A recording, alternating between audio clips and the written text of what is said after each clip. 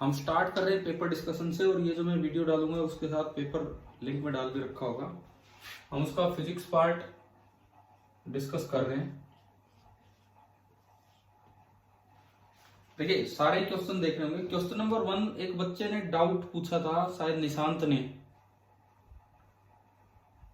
करवा दिया है आपको। देखो मैं क्वेश्चन आपको बताता चलता हूं। Sn/Sn+1, ये Galileo's law of odd number पे बेस्ड था।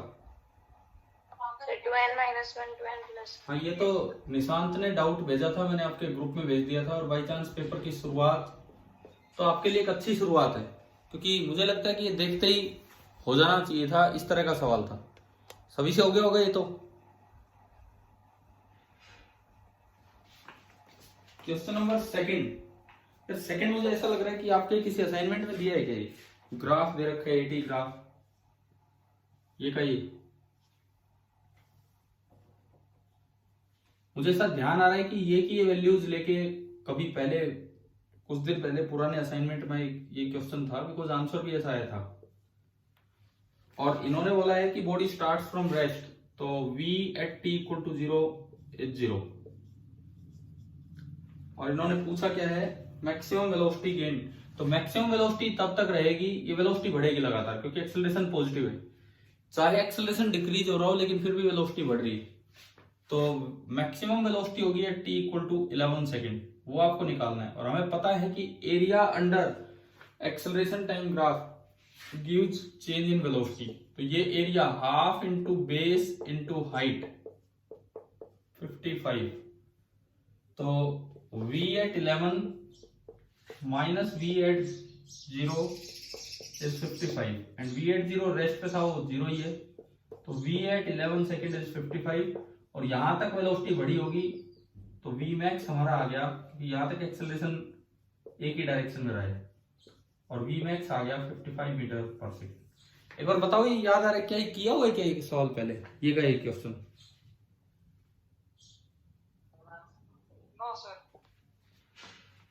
देख लो कभी किसी सीपीपी में हो। मुझे तो ऐसा ही याद आ रहा है कि पहले स्टार्टिंग के जो कुछ सीपीपी होंगे उनमें होगा, पता नहीं, अब देख लेना शायद।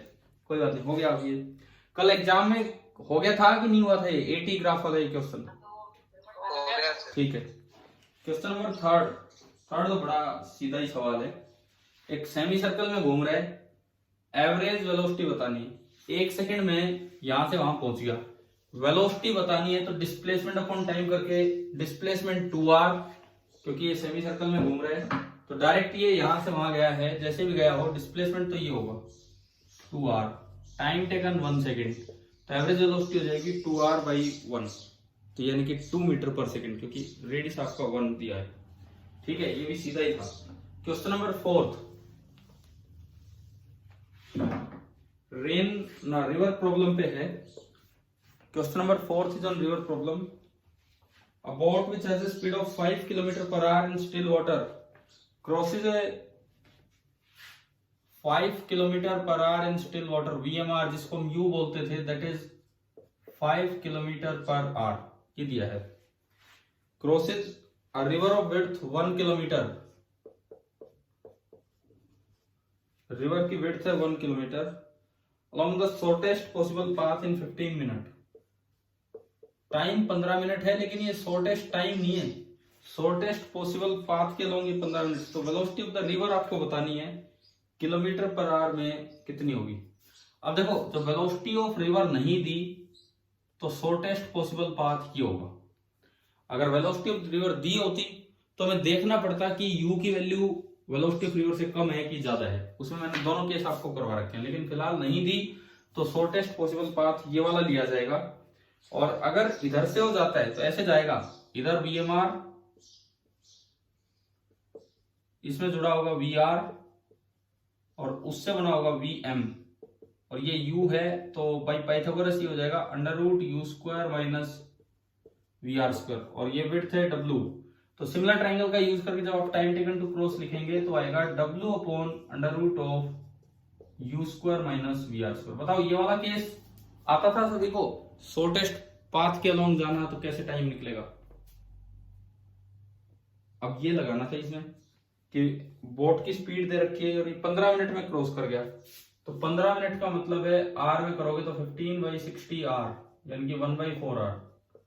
आपने फॉर्मूला लगाया time 1/4 is equal to W1/√of u² 25 - VR²। और यहां से जो VR आएगा वो किलोमीटर पर आवर में आ जाएगा। देखिए क्रॉस किया तो √25 - VR² is equal to 4, square किया 25 - VR² is equal to 16, VR² is equal to 9, and यहां से VR आ गया 3 किलोमीटर पर आवर। हाँ भाई, कौन कौन ये सही कर पाए? ये दिमाग में आ गया था कि ऐसे ही करना है? सही है सर। ठीक है, चलो। फोर्थ, अगर किसी का नहीं हुआ हो तो अभी समझ लो कि कैसे हुआ है। Question number 5। ठीक है, क्वेश्चन नंबर 5 देखते हैं। अभी तक कोई ज्यादा मुश्किल सवाल आए नहीं है, सीधा सीधा पेपर चल रहा है। Question number 5, particle is moving eastward with velocity of 5 metre per second. East की तरफ जा रहा है 5 मीटर पर सेकेंड से। 10 सेकेंड में इसकी वेलोसिटी चेंज होगी 5 metre per second northward. 5 metre per second north की तरफ होगी, पहले ईस्ट की तरफ थी। 10 सेकेंड में एवरेज एक्सेलरेशन बताना है। एवरेज एक्सेलरेशन होता है change in velocity v final minus v initial upon time taken. तो v फाइनल तो ये रहा, माइनस v इनिशियल करोगे तो इधर की तरफ करना पड़ेगा 5, माइनस v इनिशियल बनेगा वेस्ट की तरफ। पहले इनका सम किया तो ये आपका बना delta v vector, v final minus v initial. ये 5√2 आ गया 45 डिग्री पे, और ये डायरेक्शन आ रही है नॉर्थ वेस्ट। तो अगर मैं इसका मैग्नीट्यूड लिखूं, एवरेज एक्सेलरेशन का मैग्नीट्यूड, तो v final minus v initial is 5√2, और टाइम टेकन शायद 10 सेकेंड उसमें दिया था, क्वेश्चन नंबर 5 था। तो ये जिधर डेल्टा v होगा उधर ही एवरेज एक्सेलरेशन होगा कि आ गया अलोंग नॉर्थ वेस्ट। तो √2/2, और you can say 1/√2 metre per second square along north west. ये इसका बी ऑप्शन था आपका। चलो भाई, एवरेज एक्सेलरेशन आ गया समझ में कैसे निकालना था? हाँ जी, क्लियर है एवरेज एक्सेलरेशन? ठीक है, अभी आगे सर्कुलर मोशन आएगा, जो चैप्टर आएगा सर्कुलर मोशन, तब भी ये काफी अच्छे सवाल बनेंगे। वहां सर्कुलर मोशन में एवरेज एक्सेलरेशन पूछी जाएगी। उसके बाद सिक्स्थ क्वेश्चन आपके पीछे सीपीपी में आ चुका, ट्रैफिक लाइट वाला, सेम वैल्यूज के साथ आ गया। आपका सीपीपी नंबर 23 का ये पार्ट था। ट्रैफिक लाइट याद आ गया कि 1 मिनट बाद पूछा है कि रेड लाइट से कितनी दूर वो होगा, तो रुक जाता है 50 मिनट पे ही। ध्यान आ गया सवाल? Yes sir. अब इसमें भी कुछ बच्चे आज फिर ये गलती करी है, पेपर में देना था 25 मीटर, आंसर दिया है 40 मीटर। बताओ ट्रैफिक लाइट वाले में 40 मीटर आंसर कौन कौन बच्चा दे के आया? 40 मीटर। 25 मीटर कौन कौन दे के आया? 25 मीटर, 25 मीटर ये भी नहीं किया क्या किसी ने? अरे ये 25 मीटर वाला सवाल सही नहीं करके आए, ट्रैफिक लाइट वाला।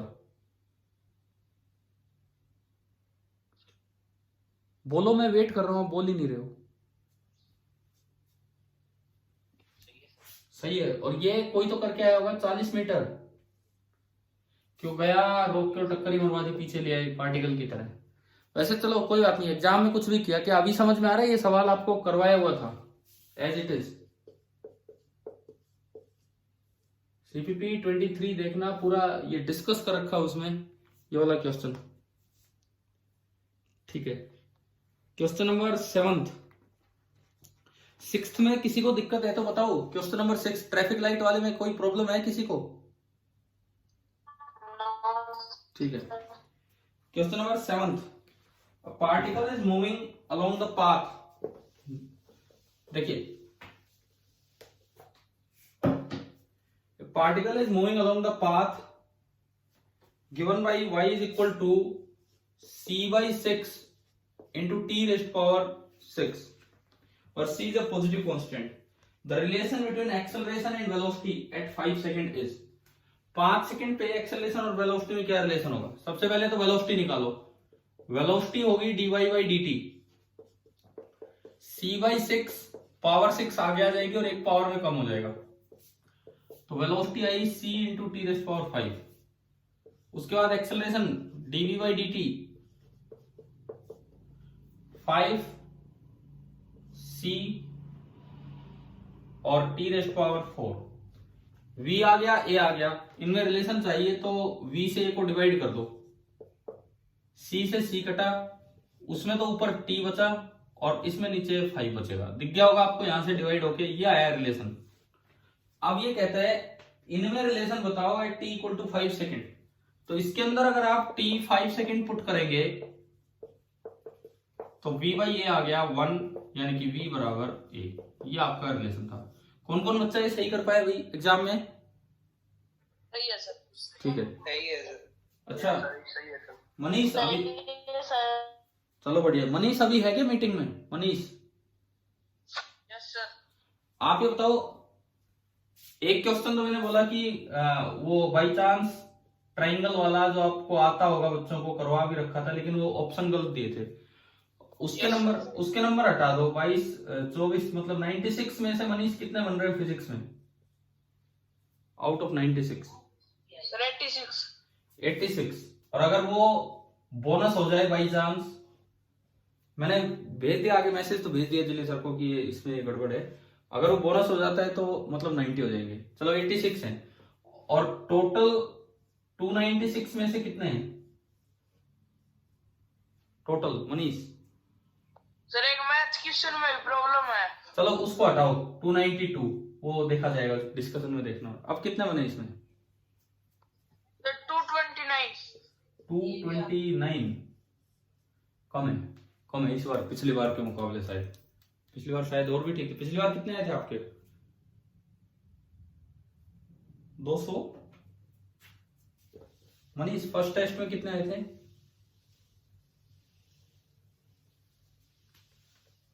चलो कोई नहीं, अभी देखिए आप 7th के बाद क्वेश्चन नंबर 8। देखो आगे कुछ अच्छे सवाल हैं, कुछ डिस्कशन में भी कुछ नई चीजें मैं आपको बताऊंगा जो हम कर चुके हैं उनके भी। 8th में पूछा है इनमें से कौन सा 1D या 2D मोशन पॉसिबल है? पहला ऑप्शन कि बॉडी की जीरो वेलोसिटी और वो एक्सेलरेट कर रहा है, इसका हम कई बार एग्जांपल ले चुके हैं। क्या ये पॉसिबल है कि किसी वक्त जीरो वेलोसिटी और वो एक्सेलरेट कर रहा हो? बोलो, क्या ये पॉसिबल है कि जीरो वेलोसिटी और वो एक्सेलरेट कर रहा हो? No sir. क्यों नहीं पॉसिबल है? यस सर ये कई बार हम एग्जांपल ले चुके हैं कि एट द हाईएस्ट पॉइंट, जब आप किसी को थ्रो करते हो तो at the highest point velocity zero होती है, लेकिन उसमें एक्सेलरेशन होती है, तो पहला पॉसिबल है। दूसरा, velocity of object reverses its direction when acceleration is constant. यही सेम एग्जांपल, जब आप किसी बॉल को ऊपर फेंकते हो तो क्या एक्सेलरेशन कांस्टेंट होता है या वेरिएबल होता है एक्सेलरेशन?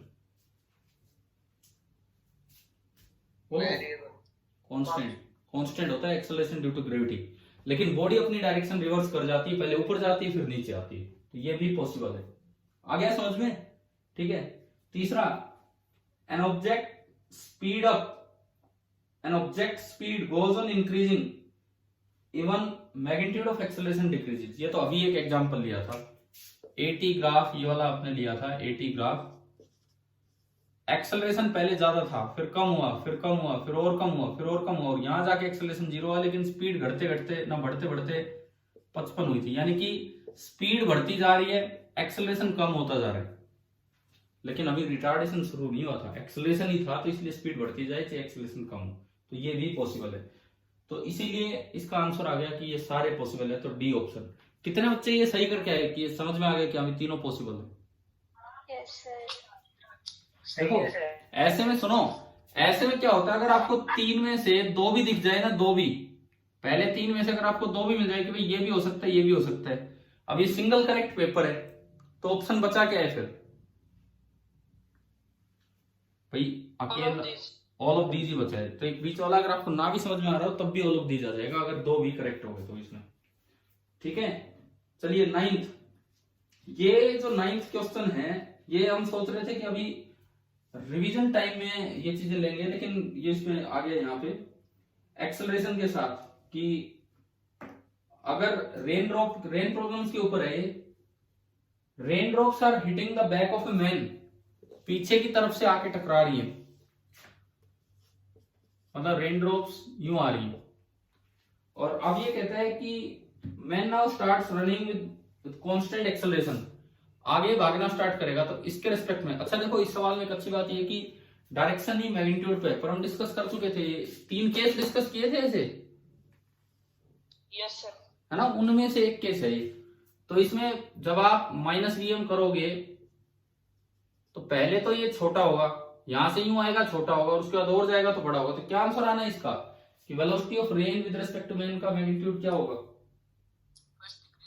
हाँ, first decrease then increase. Question number 10, देखो ये तो कौन सा हुआ हमारा, 9th हो गया था, और 10th पे चलते हैं। इंक्लाइंड प्लेन पे प्रोजेक्शन, इंक्लाइंड प्लेन पे प्रोजेक्शन, क्वेश्चन नंबर 10th। आज मैं 1-2 सवालों में एक और नए तरीके आपको सिखाऊंगा। टेस्ट का टाइम आ गया था तो उससे पहले वो टेस्ट भी हो गए थे, लेकिन करवा चुका मैं, बट थोड़े आसान तरीके उन्होंने बताऊंगा। देखिए इसमें एक अच्छी बात यह है कि ये एंगल 30 डिग्री है और दूसरा एंगल यहां से ना देके पूरा दिया है, पूरा 60 डिग्री। तो हमें थोड़ा ध्यान रखना होगा। यू वेलोसिटी से इसको मान लो थ्रो किया, तो ये कहता है कि टाइम बताओ 10 मीटर पर सेकंड से थ्रो किया जब इसकी velocity parallel to the incline हो जाए। मैंने आपको ये 2 तरह के क्वेश्चन करवाए थे इसमें, एक है पैरेलल टू द इंक्लाइन मतलब यूं, और एक है पैरेलल टू हॉरिजॉन्टल। जब पैरेलल टू हॉरिजॉन्टल हो जाए वो तो पूरा कंपेयर करना था, और पैरेलल टू इंक्लाइन हो जाए तो खाली इससे कंपेयर करना था, खाली इससे कंपेयर करना था, पैरेलल टू इंक्लाइन हो जाए। बताओ करवा रखा था कि नहीं है क्लास में? Yes sir. तो ये तो डायरेक्ट है। आपको अगर ध्यान हो अपनी टेबल, ये बचा एंगल थीटा, वो भी 30 डिग्री है, और ये थीटा नॉट है 30 डिग्री। ये ध्यान रखना था कि थीटा 60 नहीं है, थीटा हम इससे बनाते थे 30। तो u का ये कंपोनेंट हुआ u cos थीटा, और ये वाला कंपोनेंट होता है u sin थीटा। एक्सेलरेशन का कंपोनेंट, एक्सेलरेशन पूरा g नीचे, तो जिधर साइन है उधर तो cos आएगा, g cos थीटा नॉट, और इधर आएगा g sin थीटा नॉट। इस तरह से हमने याद किए थे। तो जब ये वेलोसिटी पैरेलल टू प्लेन होगी उस वक्त vy 0 है, उस वक्त vy 0 है। तो आपने v वाली इक्वेशन लगाई, v is equal to u plus at, y के long vy is equal to uy plus ay into t। vy 0 किया, uy आपका है u sin theta plus ay है minus g cos theta naught, और into t आपको निकालना है ये 0 करके। तो यहां से t आ गया u sin theta upon g cos theta not. Direct अगर लिखना था तो मैंने एक तरीका बताया था, टाइम का फॉर्मूला, टाइम ऑफ फ्लाइट का फॉर्मूला होता है 2u perpendicular upon a perpendicular. बताओ ये याद है ये वाला फॉर्मूला? तो इसका आधा कर दो, ये बिल्कुल इसका आधा है यहाँ पे। तो ये जो आपको टाइम चाहिए थे t/2 है, तो that is u perpendicular upon a perpendicular, और ये है, दोनों 30 डिग्री है। साइन 30 डिग्री होता है 1/2, कोस 30 डिग्री होता है √3/2। उससे आप कर लेंगे, हो जाएगा ये 1/√3 आंसर आ जाएगा। u से g कटेगा क्योंकि दोनों की वैल्यू 10 दे रखी है, और ये 1/√3 आ जाना है। ठीक है, क्वेश्चन नंबर 11 शायद अगर डायरेक्ट ही आपके दिमाग में आ जाना चाहिए था, ये पहले क्लास में भी हुआ था, और आपको एक सीपीपी फिनिशिंग सीपीपी जो दिया था, फिनिशिंग सीपीपी, उसमें मैंने वो सवाल डाले थे जो आपके टेस्ट में मैं लेने वाला था, बट फिर वो उसी में डाल दिए थे। तो आखिरी दिन का जो सीपीपी है उसमें एक टॉपिक था, मैंने उसमें या तो सोल्ड एग्जांपल डाले थे या फिर थ्योरेटिकल पॉइंट्स डाले थे आखिरी सीपीपी में।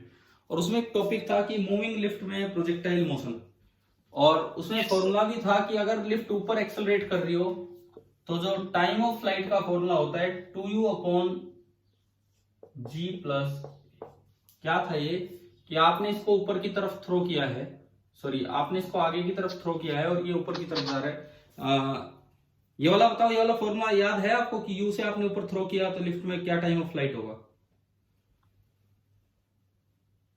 बताओ ये फॉर्मूला याद है क्या? Time of flight 2u is equal to, और पहले वैसे लेक्चर्स में भी करवाया हुआ है कि कैसे आता है रिलेटिव मोशन से।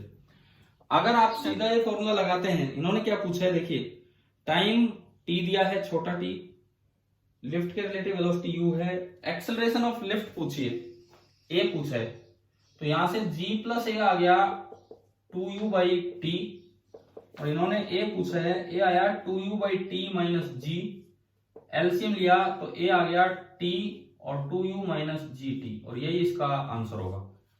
पेपर में हुआ भाई आप लोगों से ये वाला सवाल? Yes sir. ठीक है, यस सर। ठीक है, ठीक है। अब आते हैं क्वेश्चन नंबर 12। क्वेश्चन नंबर 12 देखिए,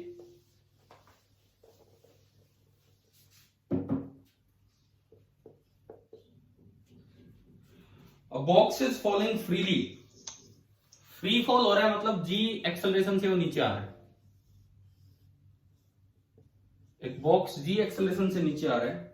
inside the box a particle is projected with the velocity u with respect to the box at some angle. Box के अंदर बॉक्स के रिस्पेक्ट में एक पार्टिकल को u स्पीड से थ्रो कर दिया एट सम एंगल, इस तरह से।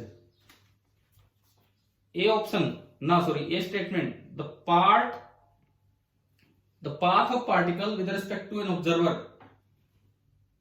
sitting in the box will be a straight line। देखो आपने एक ऑब्जर्वर लिया यहां बॉक्स के अंदर, क्योंकि बॉक्स का फ्री फॉल हो रहा है तो ऑब्जर्वर की एक्सेलरेशन कितनी है बताओ भाई। ऑब्जर्वर बॉक्स के अंदर है, बॉक्स का फ्री फॉल हो रहा है तो ऑब्जर्वर की एक्सेलरेशन कितनी है जी। और जब आपने पार्टिकल को फेंक दिया तो पार्टिकल की एक्सेलरेशन भी कितनी है ग्राउंड के रिस्पेक्ट में, फ्रीली फॉलिंग ऑब्जेक्ट की कितनी है जी। तो आप बताओ इस ऑब्जर्वर के रिस्पेक्ट में पार्टिकल की एक्सेलरेशन कितनी है, जो लिफ्ट के अंदर ऑब्जर्वर है इसके रिस्पेक्ट में। ये भी नीचे जी से आ रहा है, पार्टिकल भी नीचे जी से आ रहा है, तो ऑब्जर्वर के रिस्पेक्ट में पार्टिकल की एक्सेलरेशन क्या होगी बताएं भाई। कैसे निकालते थे, इसकी खत्म करो एक्सेलरेशन, ऑब्जर्वर की खत्म करनी है तो ऊपर जी ऐड करो, तो इसमें भी ऊपर जी ऐड होगा, तो यानी कि अगर ऑब्जर्वर रेस्ट पे है तो पार्टिकल की एक्सेलरेशन भी 0 है। ये बताओ क्या इतना समझ में आ रहा है कि इस ऑब्जर्वर के रिस्पेक्ट में पार्टिकल की एक्सेलरेशन 0 है? बोलिए, ठीक है। तो अगर किसी के रिस्पेक्ट में एक्सेलरेशन 0 है तो वेलोसिटी कांस्टेंट होगी, वेलोसिटी कांस्टेंट होगी तो यूनिफॉर्म मोशन में जाता हुआ दिखेगा। तो अगर किसी ने इसको फेंक दिया यूं, इधर से यूं, तो इसको ये लगातार इधर ही जाता दिखेगा। हाँ, ग्राउंड से अगर कोई देख रहा होगा, ग्राउंड से अगर कोई देख रहा होगा तो उसके लिए तो इसमें एक्सेलरेशन है जी, तो उसको तो पाथ दिखेगा स्ट्रेट लाइन, ना सॉरी पैराबोला। यहां से कोई देखेगा उसको तो पाथ पैराबोलिक दिखेगा, लेकिन ये जो अंदर ऑब्जर्वर है इसको स्ट्रेट लाइन दिखेगा, क्योंकि इसके रिस्पेक्ट में पार्टिकल की एक्सेलरेशन है 0।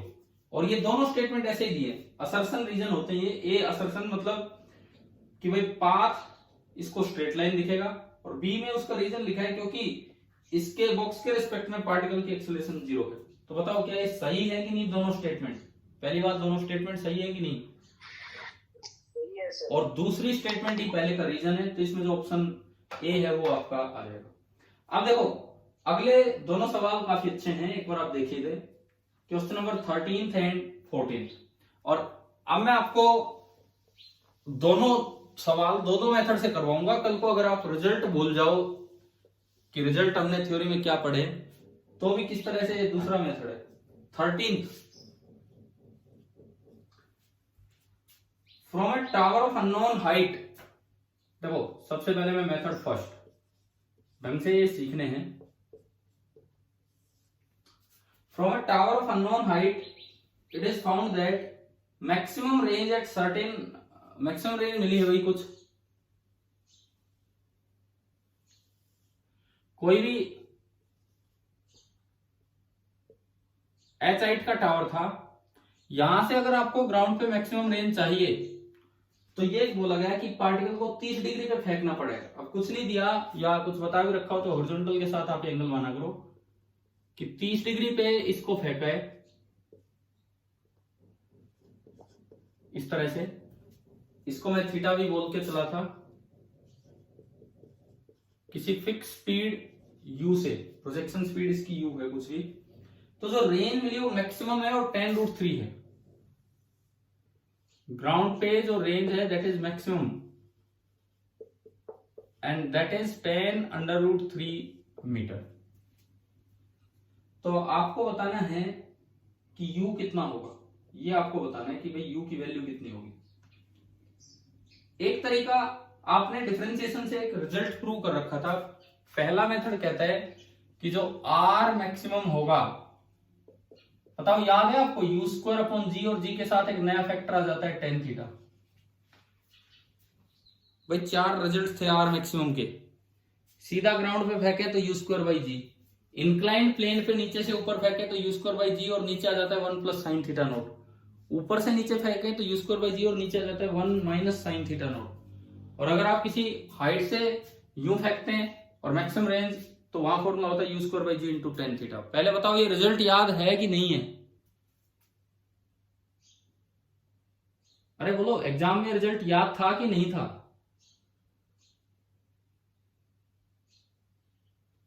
तो फिर नहीं तो करके कैसे आए फिर आप ये वाला सवाल?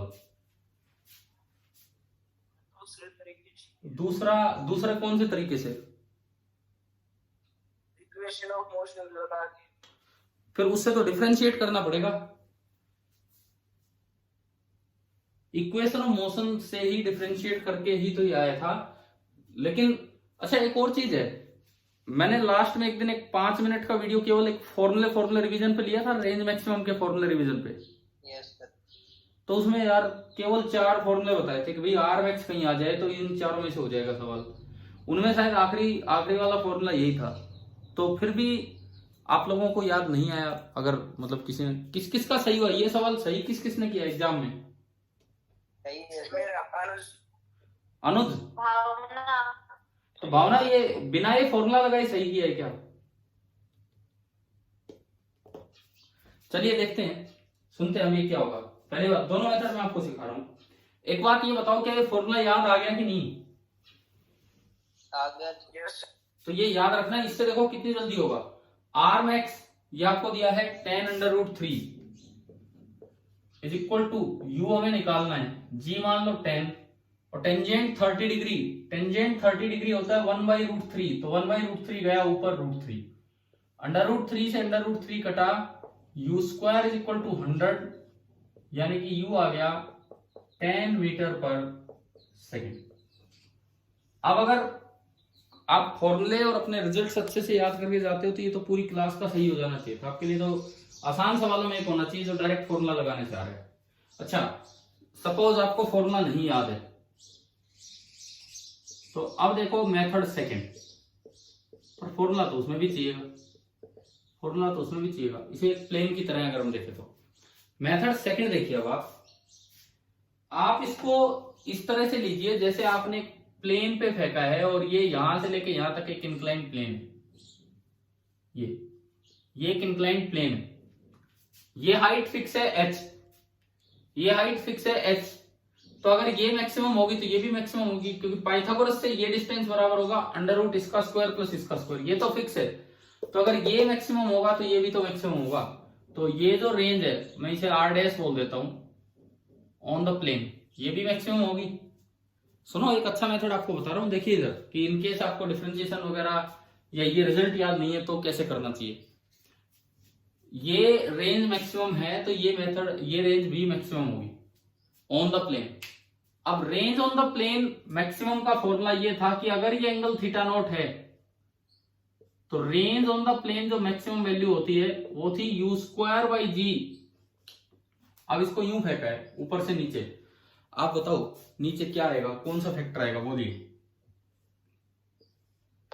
1, यहां sin θ0, यहां प्लस की माइनस, बोलो यार, यहां प्लस आएगा कि माइनस आएगा?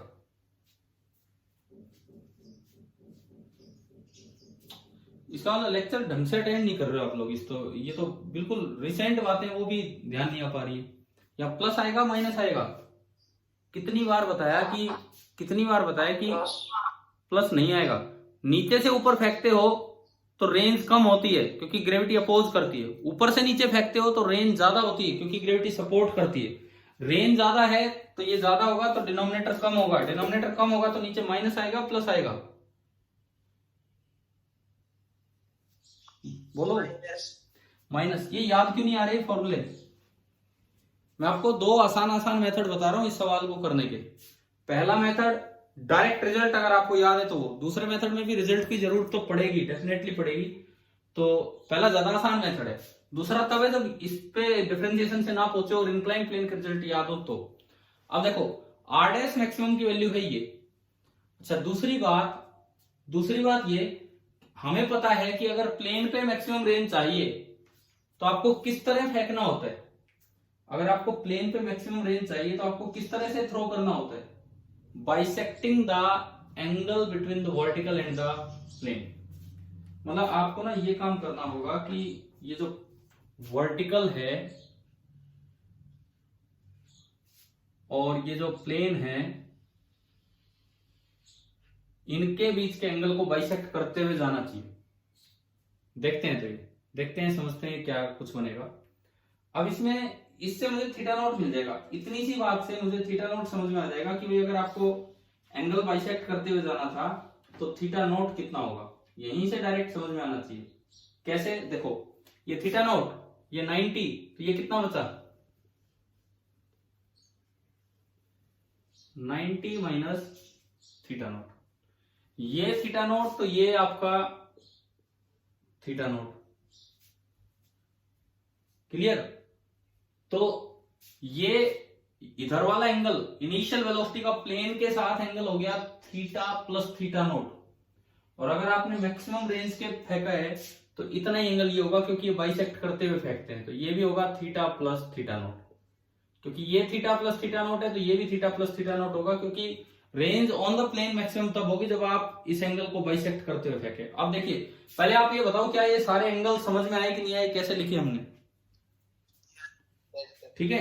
अब इस पूरे का सम 180 डिग्री कर दो, पूरे का सम 180 डिग्री। देखो 90 degree minus theta naught plus theta naught plus theta plus theta plus theta naught is equal to 180 degree. इनमें थीटा है 30 और 30 60 प्लस 90 150। एक थीटा नोट से एक थीटा नोट गया 150 उधर जाके घटा, तो बताओ थीटा नोट कितना बचा? थीटा नोट तो था नहीं कोई इंक्लाइन प्लेन, हमने अपने आप अपनी इमेजिनेशन से एक इंक्लाइन प्लेन सोच लिया और उसका एंगल ऑफ इंक्लिनेशन आ गया मेरे पास 30 डिग्री। एंगल ऑफ इंक्लिनेशन मेरे निकल के आया 30 डिग्री। अब उससे आप प्लेन पे मैक्सिमम रेंज निकाल लो कि प्लेन पे मैक्सिमम रेंज कितनी होगी। प्लेन पे मैक्सिमम रेंज कैसे निकालें? ये वाला फॉर्मूला लगाएं हम सीधा। तो r dash maximum is equal to u square upon g into 1 minus sine 30 is 1/2, तो 2 ऊपर गया तो 2 times u square by g. ये निकल के आई कि प्लेन पे मैक्सिमम रेंज इतनी है 2 टाइम्स यू स्क्वायर बाई जी। मतलब ये जो लेंथ है ये आपके पास आ गई, ये लेंथ आपके पास है और 30 डिग्री एंगल है। ये लेंथ और 30 डिग्री एंगल है। तो बताओ cos 30 या sin 30 किसका यूज करूं मैं? किसका यूज करूं? हाँ जी cos 30। तो अगर आप cos 30 डिग्री लेते हैं, cos of 30 degree base is 10√3 upon hypotenuse अभी निकल के आए 2u स्क्वायर बाई जी, तो जी ऊपर गया। cos 30 कितना होता है? √3/2। √3 से √3 गया, 2 से 2 भी गया, तो यहां से u स्क्वायर बराबर आ गया 10g। 10g मतलब 100, और u स्क्वायर अगर 100 आ गया तो u कितना हो जाएगा? 10 मीटर पर सेकेंड। चलो ये एक अल्टरनेट मेथड है। वैसे ज्यादा आसान तो है ये, परंतु आपकी क्लास को रिजल्ट याद नहीं था जबकि वो पूरा क्लास में करवा रखा है, तो मैंने एक अल्टरनेट मेथड बताया है कि इंक्लाइन प्लेन की तरह सोच के भी कर सकते हो। वो सबसे छोटा मेथड अगर आपको रिजल्ट याद है तो, नहीं तो फिर इस तरीके से ये होगा। हाँ भाई बताओ, अभी क्लियर हुआ ये? ठीक है। मनीष आप जवाब दो एक बार। हेलो मनीष, है कि गए मीटिंग से?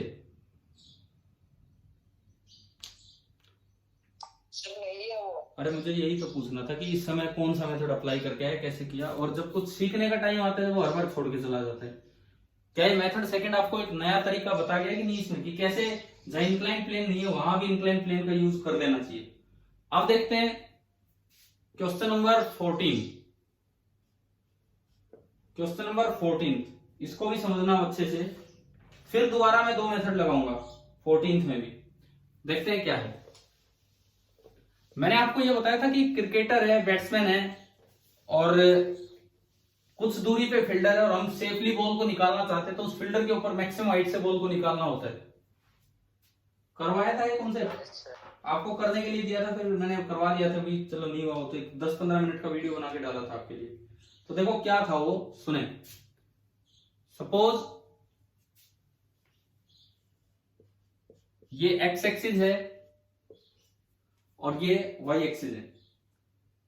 अब मैं इसमें लिखा है tower is at a distance of 5 metre from a man. ये टावर दे दिया, ये कोई क्रिकेटर वाला क्वेश्चन नहीं है, इन्होंने अलग सवाल दे दिया।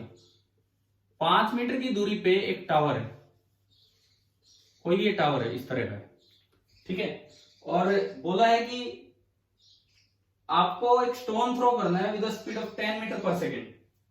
तो कितनी मैक्सिमम हाइट पे जा पाएगा? स्टोन थ्रो करना है at a speed of 10 metre per second you.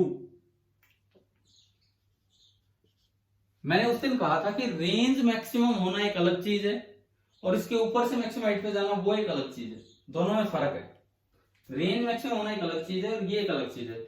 हमने आपको ये बताया था, सपोज ये दूरी x नॉट है, x नॉट 5 मीटर, ये इसकी स्पीड है u 10 मीटर पर सेकेंड। आप किसी थीटा एंगल पे फेंक रहे हो, ये जैसे भी जाके टकराया, मैं ये नहीं कह रहा ये बिल्कुल बीच में टकराए, ये कैसे भी आके टकराए, बस मैक्सिमम हाइट पे आके टकराए, चाहे वो यूं टकराए चाहे कैसे भी टकराए, चाहे आधा कहीं हो चुका हो तब आके टकराया हो। देखो एक अलग चीज है, एक मैं कहता हूं रेंज मैक्सिमम करनी है वो एक अलग चीज है, उसके लिए तो 45 डिग्री पे फेंकना होगा। लेकिन अगर आपको ये हाइट मैक्सिमम करनी है, अगर आपको ये हाइट मैक्सिमम करनी है, तो मैंने कहा था कि y as a function of x लिखना, और उससे आप डिफरेंशिएट करके y को मैक्सिमम करके 0 कर देना, dy बाई डी थीटा 0 कर देना एट x इक्वल टू। करवाया था ये क्लास में, बताओ वो आखिरी वीडियो जो था उसमें करवा रखा है काम? भाई किसी ने देखा कि नहीं देखा वो वीडियो लेक्चर? ठीक है, तो यहाँ पे ये रिजल्ट ये था जो हमें याद रखना होता है कि tan theta is equal to u square upon g x naught. अगर आपने ढंग से tan नहीं, ये मैंने आपको 2 दिन पहले खुद करने के लिए दिया था, फिर अगले दिन वो टेस्ट का टाइम नहीं मिल पाया, मैं बाहर था कहीं, तो इसलिए मैंने फिर आपके लिए एक वीडियो लेक्चर रिकॉर्ड करके 15 मिनट का भेजा था, और उसमें फॉर्मूला डेराइव भी करवा रखा है।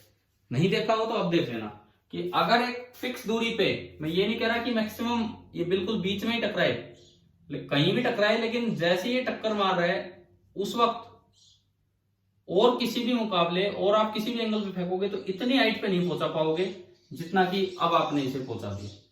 ये आपका होता है tan theta is equal to u square upon g x naught. मुझे लगता है किसी ने ढंग से अटेंड किया होगा लेक्चर, या ये याद भी होगा।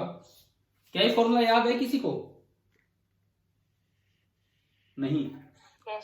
अगर नहीं हो तो वो एक बार वीडियो लेक्चर अटेंड करना दोबारा, जो लास्ट डे और ठीक है। चलिए देखिए अब ये सॉल्व करते हैं।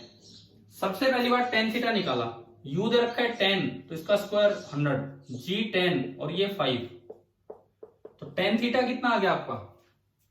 2 आ गया। tan थीटा 2 आया तो यहां से secant स्क्वायर थीटा निकाल लो। secant square theta is 1 plus tan square theta 1 plus 4, secant square theta कितना आया? 5। अब केवल आप इक्वेशन ऑफ मोशन लगा दो, y is equal to x tan theta minus g upon 2 u square cos square theta, cos square theta ऊपर गया second square theta बन के और इनटू एक्स स्क्वायर। बस आपको पहले ये फॉर्मूला अप्लाई करना था, और उसके बाद ये यहाँ y की जगह एच मैक्स आ गया कि इस टावर पे जो मैक्सिमम हाइट होगी x से 5, tan थीटा आया 2 minus g 10 upon 2 into u square, 2 का स्क्वायर 100, सेकेंड स्क्वायर थीटा अभी हम निकाल के लाएंगे 5, और x का स्क्वायर, x फिर दोबारा से 5 25। बताओ समझ में आ रहा है कैसे निकाल रहे हम एच मैक्स? ठीक है, तो ये आया 10 माइनस 10 से ये गया 5 से ये गया 25/4, 10 माइनस 4 6 10 6.25, तो ये आ रहा है 3.75 मीटर। यही होगा इसका आंसर। ठीक है, एक इस तरह के सवाल में एक बड़ी सिली मिस्टेक, एक कॉमन मिस्टेक, वो तो बाई चांस ना एक ऑप्शन नहीं था। मैं तो ये सोच रहा था कि ऐसे सवाल में एक ऑप्शन 2.5 भी मिलना चाहिए। देखिए, एक बड़ी सिली सी मिस्टेक क्या हो जाती है कि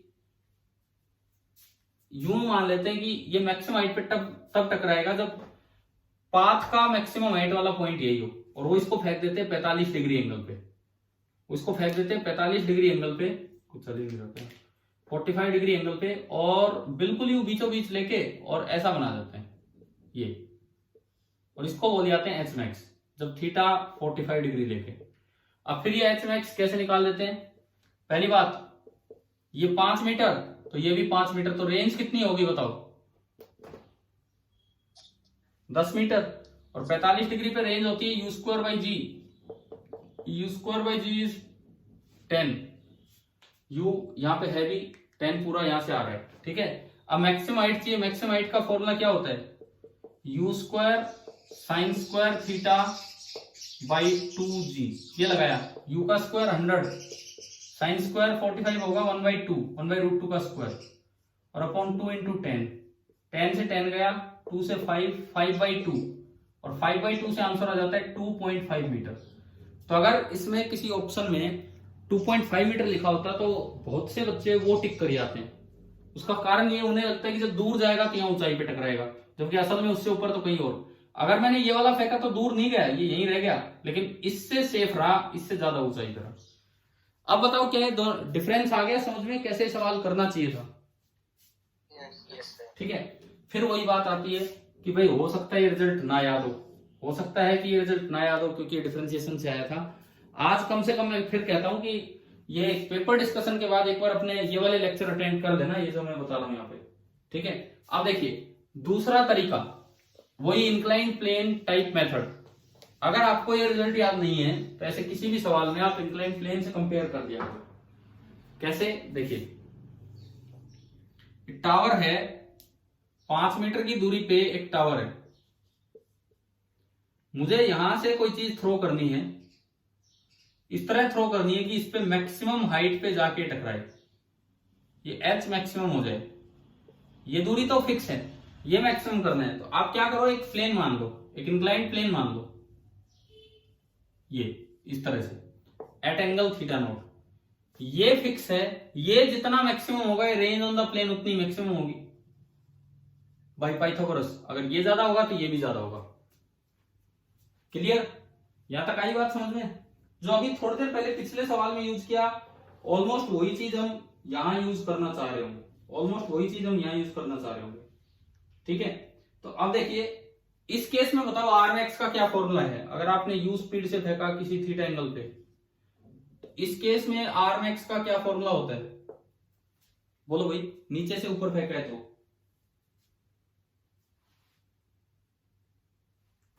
अरे बोलो, नीचे से ऊपर फेंके तो आर मैक्स का क्या फॉर्मूला होगा?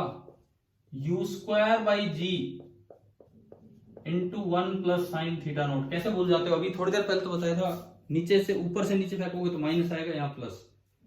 ठीक है, मैंने वैल्यूज पुट की, r maximum is equal to u का स्क्वायर, यू दिया है क्वेश्चन में 10 अपॉन जी, 10 से 10 गया, 1 + sin θ0। बताओ यहां से देख के sin θ0 कितना है? इस ट्रायंगल से देख के sin θ0 होती है sin θ, हाँ, h max upon r max। तो ये आया h maximum upon r maximum. ये क्रॉस मल्टीप्लाई किया तो r max 1 से मल्टीप्लाई होगा तो r max, प्लस इससे मल्टीप्लाई होगा तो r max कटेगा, only h max is equal to 10। एक इक्वेशन आ गई, r max और h max में एक इक्वेशन आ गई। दूसरी इक्वेशन आपको पाइथागोरस से दिख रही है, बताओ नजर आ रही है? यहां r max square is equal to 5 square plus h max square, यानी कि r maximum square minus h maximum square is equal to 25। R maximum square minus h maximum square is equal to 25। इसका मतलब ये हुआ कि r max minus h max a minus b into a plus b is equal to 25। अब r max plus h max है 10, इसकी जगह जब आप 10 रखोगे तो उधर 2.5 हो जाएगा। तो मेरी जो सेकेंड इक्वेशन बनी हुई है बनी r maximum minus h maximum that is equal to 2.5। आप बताओ क्या ये दोनों इक्वेशन समझ में आई कि नहीं आई?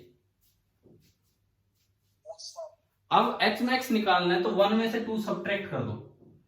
1 में से आप 2 को सब्ट्रैक्ट करेंगे तो इससे ये कैंसिल हो गया, ये दोनों जुड़ेंगे तो ट्वाइस ऑफ एच मैक्स 10 में से 7.5 और यहां से अगर आप एच मैक्स निकालोगे तो वो आया 3.75 मीटर। आप ये बताओ क्वेश्चन नंबर 13 और 14 क्या दोनों में आपको ये अल्टरनेट मेथड समझ में आया कि नहीं? इंक्लाइंड प्लेन से कंपेयर करके कैसे करने, ठीक है। देखो ज्यादा छोटा मेथड है मेथड फर्स्ट, लेकिन मेथड फर्स्ट तब लगेगा ना जब आपको रिजल्ट याद होंगे। जैसे पिछला सवाल था 13, उसमें तो आपको पता होना चाहिए था कि आर मैक्स का एक फॉर्मूला ऐसे केस में होता है u square upon g tan theta. नहीं याद तो इंक्लाइंड प्लेन वाले से जाओ। अब ये वाला सवाल है 14, इसमें क्या फॉर्मूला पता होना चाहिए था आपको कि टेन थीटा ऐसे केस में u square upon g x naught होता है। नहीं याद है तो आप इस मेथड से लो, लेकिन रिजल्ट तो हर जगह याद करने पड़ेंगे। इसमें भी आर मैक्स के फॉर्मूले यूज हो रहे हैं। अब भाई एक काम करोगे आप, देखो नहीं तो मुझे नहीं लगता ये आप फिर से भूल जाओगे कॉन्सेप्ट। क्वेश्चन नंबर 13 एंड 14 अपनी फेयर नोटबुक में जो फिजिक्स की नोटबुक आपने बना रखी है, दोनों मेथड से आपको ढंग से अलग अलग सोल्व करना है। कर लोगे आज ही ये काम? Yes sir. नहीं तो ये भूल जाओगे। पता है ना, तो ये दिमाग में आएगा कि इंक्लाइंड प्लेन वाला भी कोई मेथड सिखाया है, और इसीलिए मैं ये कह रहा था कि अगर कोई बच्चा बीच में छोड़ के चला गया तो ये तो कितना इंपॉर्टेंट पार्ट मिस कर गया इस क्लास का। तो आप फॉर्मूले भी अप्लाई करके एक बार मेथड फर्स्ट है इस मेरे लेक्चर के जस्ट बाद ही कर लेना, नहीं फिर आप इसको ऐसे ही मिस कर दोगे काम को। अच्छा जी, क्वेश्चन नंबर 15 तो करवाया हुआ है शायद हमने कि वो वेलोसिटी परपेंडिकुलर कब होती है किसी प्रोजेक्टाइल की, इनिशियल वेलोसिटी के करवा रखा है कि टी टाइम पे वेलोसिटी लिखो आई कैप जे कैप में और फिर डॉट प्रोडक्ट 0 कर दो, है ना? याद होगा सभी को। Yes sir. 15 सवाल हो गए, आगे मैं बढ़ रहा हूं। एक बार ये बताओ, मैंने आज मनीष से पूछा स्कोर, क्योंकि वो पिछले टेस्ट का टॉपर था, उन्होंने बोला 229। इसके आसपास, इससे ज्यादा, इससे कम? कोई और स्टूडेंट आपकी क्लास से हो तो बताए। Yes sir. नाम बोलो पहले। सर भावना। भावना कितने नंबर है? सर पिछली बार। इस बार सर 232। वाओ 232, मतलब इनसे ज्यादा आ रहे हैं। किसको वो उसका क्या किया? वो एक ट्रायंगल वाला क्वेश्चन था, उसके 4 नंबर लगा लिए कि हटा के? सर लगाए हैं। तो उसमें तो कोई ऑप्शन तो सही था नहीं एक भी। चलो ठीक है, बोनस मान लो। देखो अब क्या करते हैं स्कूल वाले, बोनस ही हो जाएगा या फिर हटा देंगे। या तो ऐसा होगा हटा देंगे तो पूरा 300 नंबर का पेपर नहीं रहेगा, कम में से आ जाएंगे फिर वो। चलिए ठीक है। और कोई बच्चा 200 से? अच्छा भावना ये बताओ फिजिक्स में कितने बन रहे हैं? Physics sir 92। ठीक है भाई, इस बार तो अच्छे नंबर ला रहे हो। और कोई बच्चा ओवरऑल 200 क्रॉस कर रहा है? 200? ठीक है, चलिए अब फटाफट देखते हैं क्वेश्चन नंबर 16। देखो कितना आसान है। एंगल ऑफ एलिवेशन और angle of projection eight highest point. Eight highest point क्या हमने पढ़ रखा था? tan phi बराबर half of tan theta. Yes sir. तो डायरेक्ट है, बस वो हाफ की बजाय 2 इधर ला रखा था। 2 tan phi is equal to tan theta. Question number 17 देखते हैं अब हम।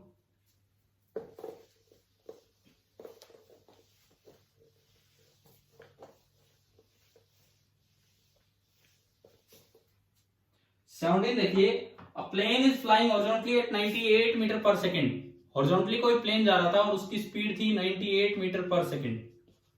अब क्या किया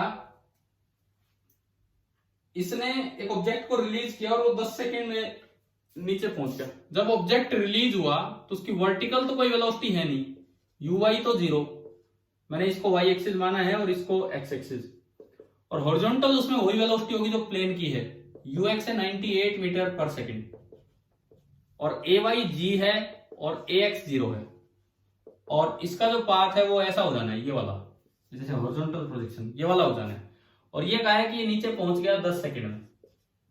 भाई ये तो बना इसका डायग्राम।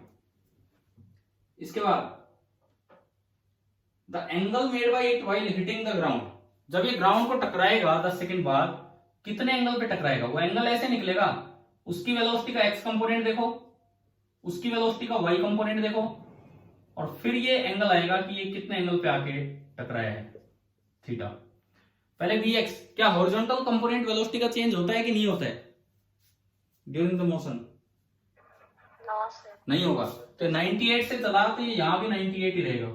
वर्टिकल कंपोनेंट होगा gt, vy is equal to ui plus gt, ui है 0, g है 9.8 ही लो अब क्योंकि वो 98 है, और टाइम लगा उसको 10 सेकेंड आने में, तो g इंटू टी भी कितना हो गया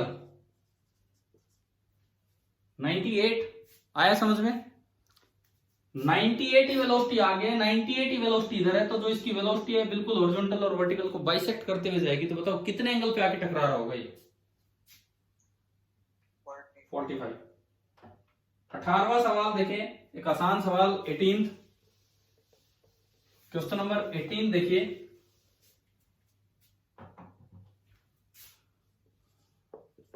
four particles are fired with same speed, angle 20 degree, 40 degree, 55 degree, 70 degree, तो रेंज लार्जेस्ट किसके लिए है? देखो 45 डिग्री पे तो मैक्सिमम होती है, और जो 45 के पास होता है एंगल उस पे रेंज थोड़ी ज्यादा मिलेगी औरों के मुकाबले। ये x एक्सिस, ये y एक्सिस। सबसे पहली बात, 0 डिग्री पे फेंकोगे यही आ जाएगा, सॉरी 90 डिग्री पे फेंकोगे यही आ जाएगा, 90 डिग्री पे फेंका यही आ गया।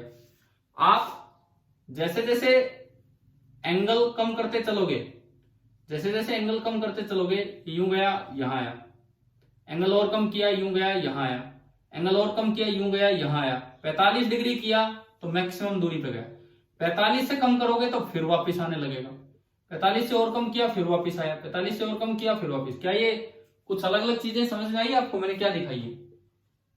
रेंज मैक्सिमम होती है 45 डिग्री पे, और 45 के जितने पास होगा एंगल ऑफ प्रोजेक्शन उतनी रेंज ज्यादा होगी। अब एक बार ये देखो, इसमें एंगल दिए 20, 40, 55, 70, 20, 40, 55, 70, ये 45, ये 40, 20, 55 एंड 70। सबसे नियरेस्ट कौन है? 45 डिग्री के सबसे नियरेस्ट 40, तो इस पे रेंज मैक्सिमम मिलेगी। इन चार में से इस पे रेंज मैक्सिमम मिलेगी। अगर 40 के साथ एक और ऑप्शन होता 50, तो दोनों पे रेंज सेम मिलती, क्योंकि कॉम्प्लीमेंट्री एंगल है, सेम रेंज मिलती और मैक्सिमम होती।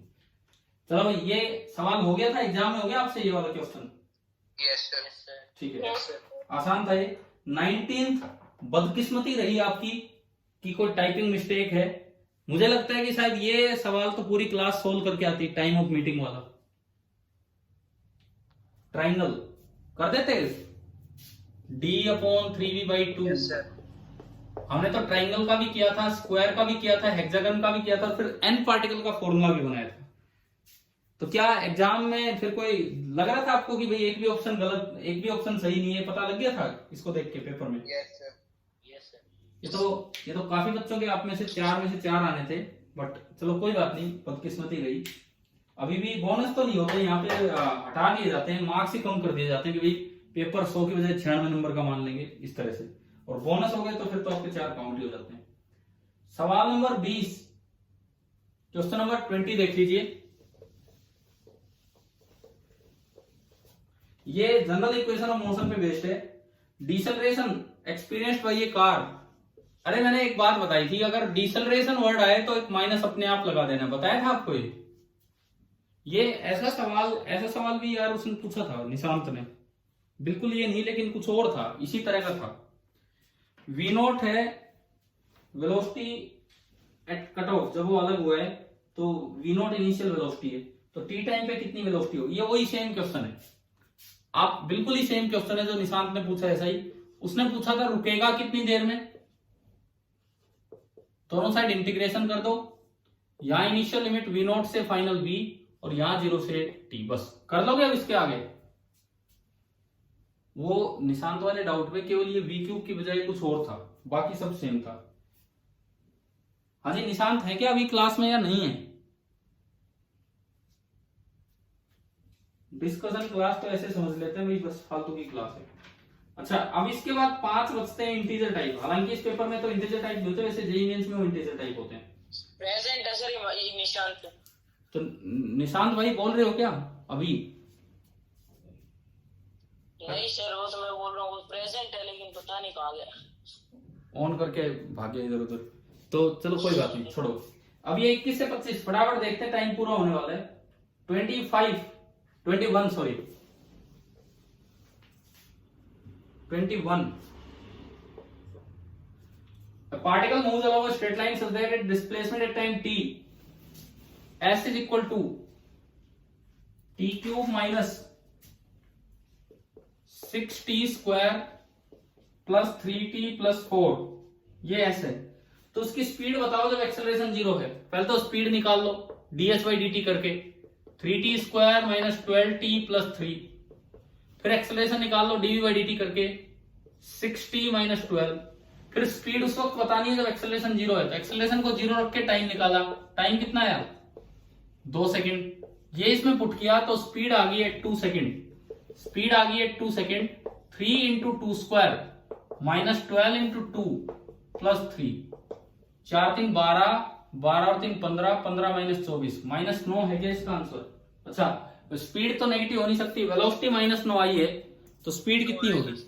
स्पीड तो नहीं ही रहेगी, वो वेलोसिटी है जो पीछे की तरफ होगी। अच्छा अब इसमें एक अच्छा काम क्या हो सकता था, एक ऑप्शन दे सकते थे -9 और एक ऑप्शन दे सकते थे 9। अब यहां से आएगा -9, परंतु स्पीड में क्या टिक करना होगा? 9। वेलोसिटी पूछी होती थी ये और स्पीड पूछी, मतलब इसी को थोड़ा और अच्छा किया जा सकता है एक ऑप्शन -9 लेके। Question number 22, a ball is thrown vertically upward with a speed of 10 metre per second. देखिए ऊपर की तरफ 10 मीटर पर सेकेंड से फेंका है, 200 मीटर हाइट टावर से, और दूसरे को सेम स्पीड से नीचे फेंक दिया। टाइम डिफरेंस बताना है। हमने ये वाला सवाल तो नहीं, लेकिन एक दिन आपको वो पढ़ाया था। एक को ऊपर फेंका वो t1 u स्पीड से, वो t1 टाइम बाद ग्राउंड पे टकराया। एक को नीचे थ्रो किया उसी स्पीड से, वो t2 टाइम के बाद ग्राउंड पे टकराया। और एक को ड्रॉप किया इनिशियल स्पीड 0 से, तो वो जब टकराएगा t3 टाइम के बाद। तो एक दिन एक फॉर्मूला बताया था कि this is equal to under root t1 t2। बताओ, लेकिन ये याद तो होना चाहिए आपको, बट ये तो इसमें इससे अलग है सवाल। वो तो रिजल्ट बेस्ड है, ये सीधा है, रिजल्ट बेस्ड नहीं है।